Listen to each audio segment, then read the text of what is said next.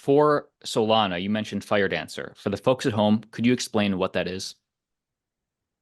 So Firedancer is basically a validator of Solana. It's in testnet right now.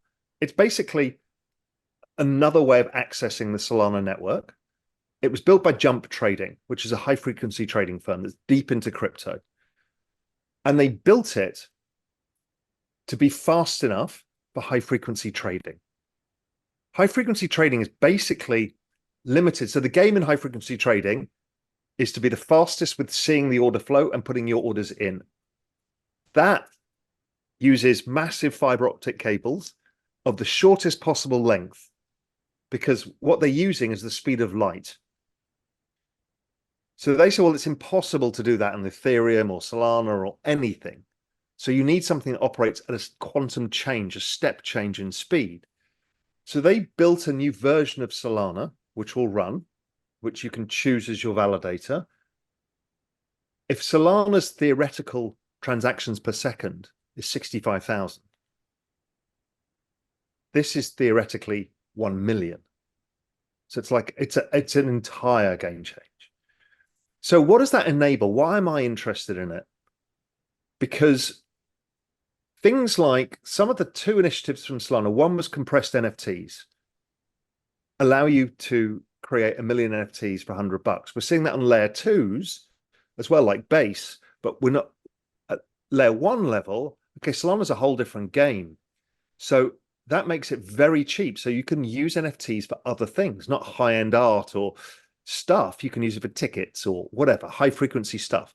Now, if you've got a chain that operates at the speed of financial markets, well, now you can tokenize exchanges. You can put exchanges on the blockchain like NASDAQ. Okay, that gets really interesting. Now, this tech stack's not ready. It won't be this cycle, but we'll see people using this new speed and low latency for interesting stuff, and it'll build a narrative.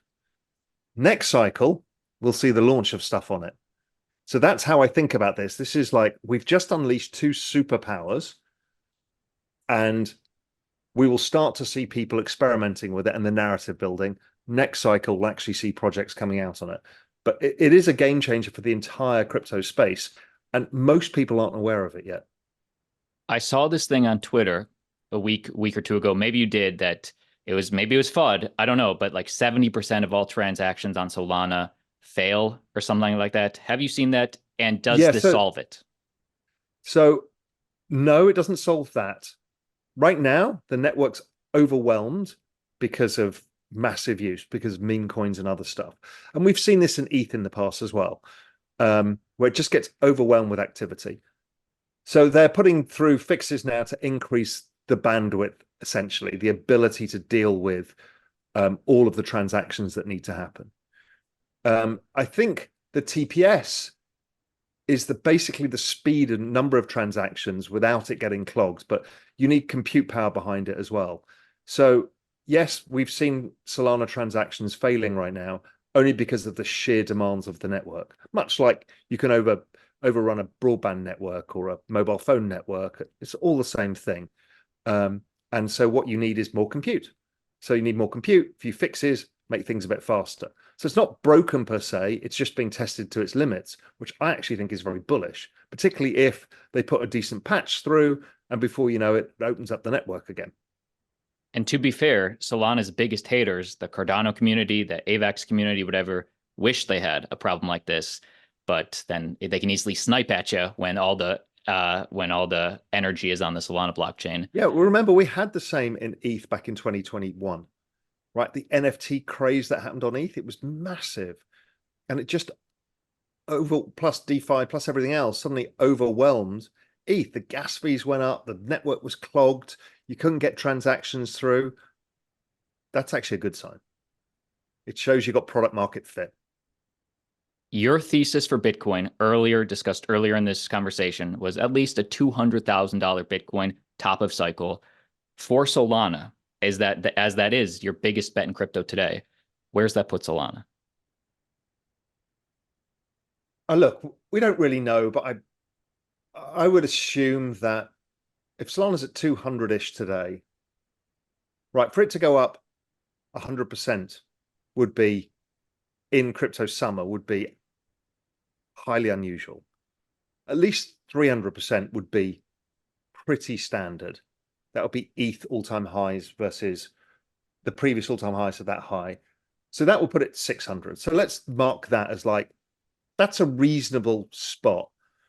You know, if I use a few charts and a bit of, you know, log charts, I get somewhere between 800 and 1200. In a complete bubble cycle, I think it can go above 2000. In a short stunted cycle, 750, something like that. But it's still all to play for, is the point. What is your investor's thesis for ETH this year? Given this is an institutional cycle, people like Bitcoin now, but ETH. So if Bitcoin is the gateway drug, the RAAs, everybody else, you can kind of get your dad across the line with Bitcoin. You know, and you can just use digital gold or, you know, store of value or something that's pretty straightforward. ETH really is the settlement layer for all of the layer twos, but also I think a lot of the financial services industry will build on top of it because it's deemed to be the safe bet. It's like using Salesforce for your CRM and other stuff. It's like using AWS, right? It's the thing you don't get fired for. Now, I think Solana will grab part of that market because of Firedancer, which is much faster. We can talk about that later. But generally speaking, ETH is the easy choice. It's like you work for a large corporation, they'll give you Microsoft Office. ETH is Microsoft Office. Interesting. Okay. But you think ETH's the safer play, but Solana's like the easier play. So if you could, like Solana and ETH for this cycle, what are your thoughts? Well, the proof is in the pudding. I'm 90% Solana. That's been my big bet for this cycle. So last cycle, my bet was switching Bitcoin into ETH a little bit later in the cycle after the bottoming of that Bitcoin ETH cross. And that really paid off because it massively outperformed. And this cycle, I switched my ETH into Solana last year, about August. And that really, really paid off. And I think it continues. And so Firedancer. But the biggest game in town, however, is what is the Solana of this cycle? So what's the next Solana? To watch the full conversation, click subscribe. Full interview drops very, very soon. If you remember, Solana last cycle was huge. Join the 1.4 million members of the Altcoin Daily community that are going to watch it. And if you got value from today's video, hit the like button and send this to a friend. They may thank you someday.